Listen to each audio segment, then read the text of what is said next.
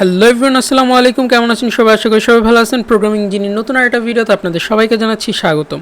So আজকের প্রজেক্টটা মূলত আমার ভার্সিটির এক ছোটো ভাইয়ের জন্য করা। ওর ওয়েব ডেভেলপমেন্ট যে সেমিস্টারটা ছিল সেই সেমিস্টার ফাইনাল প্রজেক্ট এটা। সো ওর রিকোয়ারমেন্ট ছিল এরকম যে ও যাতে একটা প্রোডাক্ট অ্যাড করতে পারে, দেন ওইটার মধ্যে আমরা ক্রুড অ্যাড করবো, অর্থাৎ প্রোডাক্টটা এডিট করা যাইতে হবে এবং প্রোডাক্টটা ডিলিট করা যাবে।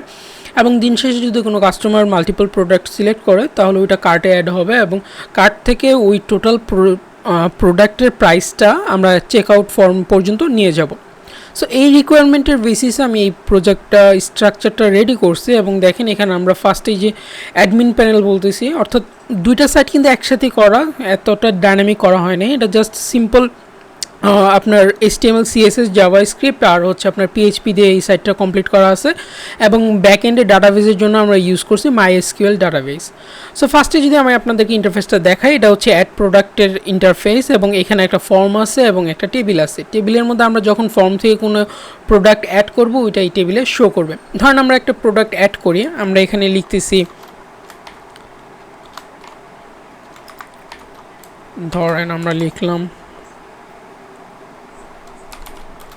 iPhone 6 আর প্রাইস দিয়ে দিচ্ছি 32,000। একটা ইমেজ সিলেক্ট করে দিব।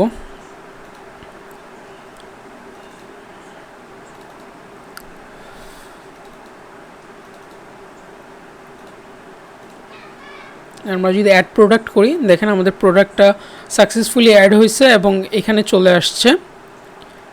সো আমরা যদি আরেকটা প্রোডাক্ট অ্যাড করি, ধরেন আমরা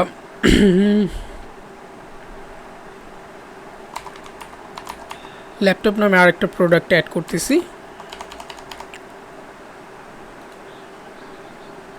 দেন আমরা এটার ছবি দিয়ে দিচ্ছি।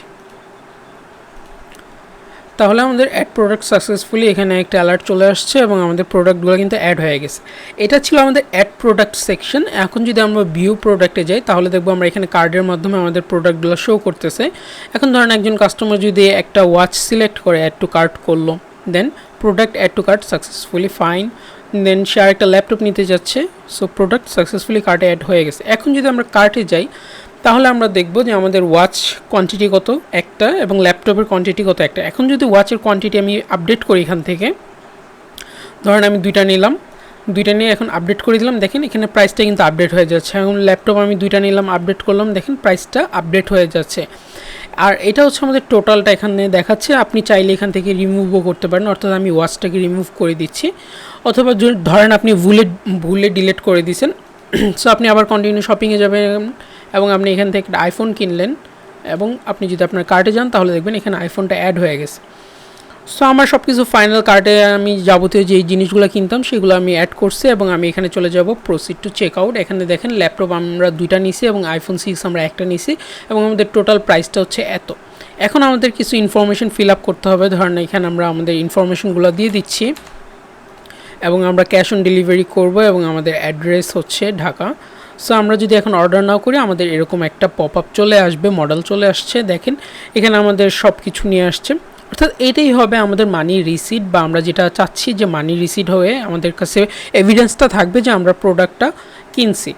সো আমরা কন্টিনিউ শপিং করলে দেন আমরা আবার শপিংয়ে চলে আসবো। এখন যদি আমরা এটা ডাটাবেসটা একটু চেক করি,